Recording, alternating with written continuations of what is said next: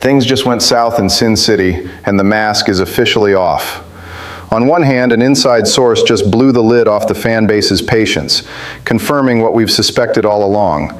The Raiders' failure has a first name, a last name, and a bizarre haircut. On the other, our hope for 2026 gets a veteran face with the official arrival of Kirk Cousins to save the offense. Do we finally have a plan, or is this just another one of Mark Davis's dead-end gambles? I'm Ryan Miller, and you need to buckle up and hit that like button right now because today was absolutely wild. The bombshell that dropped in The Athletic today isn't just a critique, it's a dossier of failure. A Raiders insider spilled the beans to reporter Zach Kiefer and essentially threw Mark Davis under the bus. The long and short of it is this.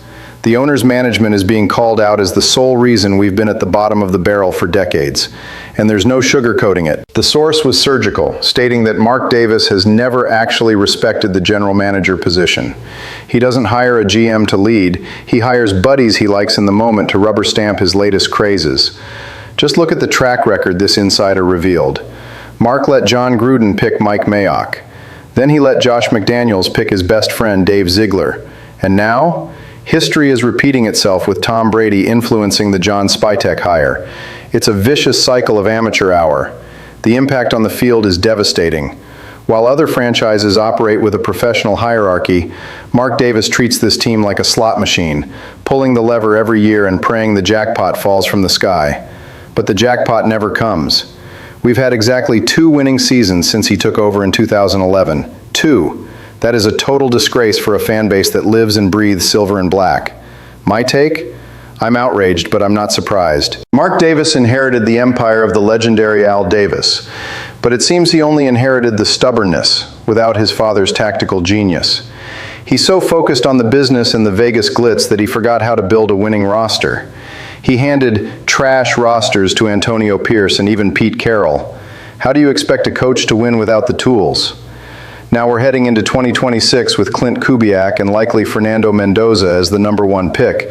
But if Mark keeps meddling where he doesn't belong, not even the best prospect in the world can save us. The structure is rotten, and this insider just confirmed what we've been screaming from the bleachers. The problem starts at the top. If the owner doesn't change his mindset and let the pros do their jobs, we're going to remain the laughingstock of the league.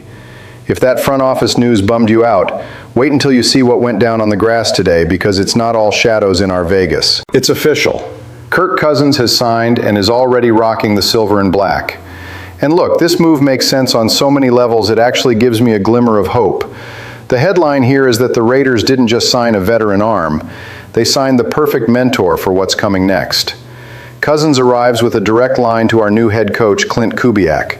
They worked together during Kirk's best years in Minnesota, and that chemistry is exactly what we need to stop looking lost on offense. But the part no one is really talking about, which Kirk made a point to highlight in today's presser, is the impact on one specific name, Jalen Nailor. Cousins practically prophesied that Nailor is going to be the breakout star of 2026. They played together with the Vikings, but over there, Nailor was buried behind monsters like Justin Jefferson and Adam Thielen. Here in Vegas, the path is wide open. Cousins said he's seen his talent up close and that now, with a bigger role, Nailor is finally going to show off that elite potential.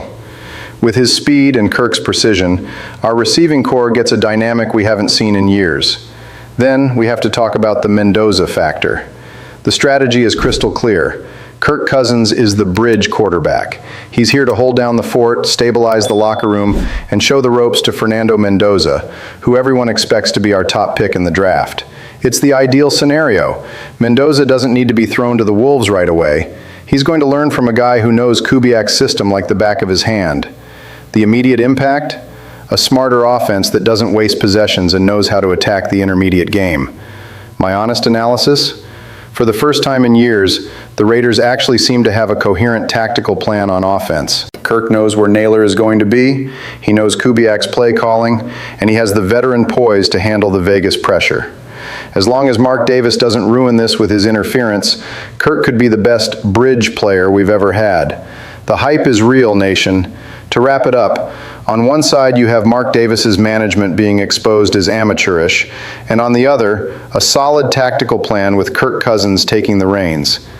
The future of the Raiders right now looks like a tug of war between the owner's incompetence and the new coaching staff's competence. Now here is the money question for you. Do you think Kirk Cousins can shield this roster from Mark Davis's blunders and lead us to the playoffs in 2026? Or is the owner just going to burn this project down too? Drop a comment below because I'm reading everything. Just win, baby.